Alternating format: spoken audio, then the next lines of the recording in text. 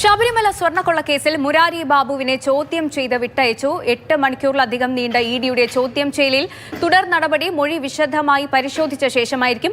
മുൻ അഡ്മിനിസ്ട്രേറ്റീവ് ഓഫീസറായ ശ്രീകുമാറിനും ED notice നൽകിയിട്ടുണ്ട്. ജനുവരി 29-ന് ജാമ്യത്തിലിറങ്ങിയ ശ്രീകുമാർ ഈ ആഴ്ച ചോദ്യം ചെയ്യലിന് ഹാജരാകണം. എസ് രാഗിൻ വിവരങ്ങളുമായി ചേരുന്നുണ്ട്. രാഗിൻ, SIT കുറ്റപത്രം സമർപ്പിക്കാത്തതിനാൽ സ്വാഭാവിക ജാമ്യം കിട്ടി പുറത്തിറങ്ങിയതാണ് മുരാരി ബാബു. ഇഡി കേസ് ഏറ്റെടുത്തതിന് ശേഷം ആദ്യമായി ചോദ്യം ചെയ്യുന്നത് മുരാരി ബാബുവിനെയാണ്. 8 മണിക്കൂറിലധികം ചോദ്യം ചെയ്യൽ നീണ്ടുനിന്നു. വിവരങ്ങൾ. സുപ്രധാന ചോദ്യം ചെയ്യലാണ് ഇന്ന് ശബരിമല സ്വർണ്ണക്കൊള്ള കേസുമായി ബന്ധപ്പെട്ടുകൊണ്ട് എൻഫോഴ്സ്മെന്റ് ഡയറക്ടറേറ്റ് നടത്തിയത്. മുരാരി ബാബുവിനെ 8 മണിക്കൂറിലധികം ഇഡി ചോദ്യം ചെയ്തു. വിശദമായിട്ടുള്ള ഒരു ചോദ്യാവലി തയ്യാറാക്കിക്കൊണ്ടാണ് കാര്യങ്ങൾ മുന്നോട്ട് പോയത്. അതായത് ശബരിമല സ്വർണ്ണക്കൊള്ള, അതിന്റെ കുറ്റകൃത്യം അത് SIT അന്വേഷിക്കുന്നു. ആ കുറ്റകൃത്യത്തിലൂടെ ലഭിച്ചിട്ടുള്ള പണം, ആ പണം പോയ വഴി, ഇതാണ് ഇഡി അന്വേഷിക്കുന്നത്.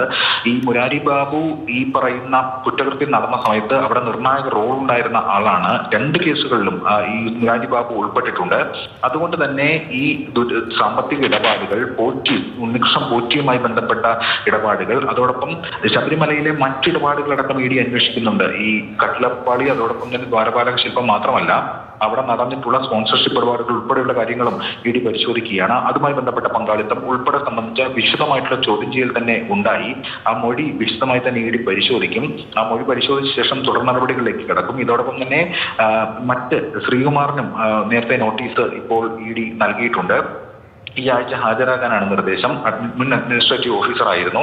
നേരത്തെ 43 ദിവസത്തിന് ശേഷമാണ് ഇദ്ദേഹത്തിന്റെ ജാമ്യം കോടതി അനുവദിച്ചത് ശ്രീകുമാറിനെ. എന്നാൽ മുരാരി ബാബുവിന് സ്വാഭാവിക ജാമ്യമായിരുന്നു കിട്ടിയിരുന്നത്. അതായത് ഇഡി ചോദ്യം ചെയ്യൽ നടപടികൾക്ക് തുടക്കമിട്ടിരിക്കുന്നു. ആദ്യഘട്ടത്തിൽ മുരാരി ബാബുവിനെ ചോദ്യം ചെയ്തിരിക്കുകയാണ്. ഇത് കൂടുതൽ ചോദ്യം ചെയ്യൽ വരും ദിവസങ്ങളിൽ ഉണ്ടാകും.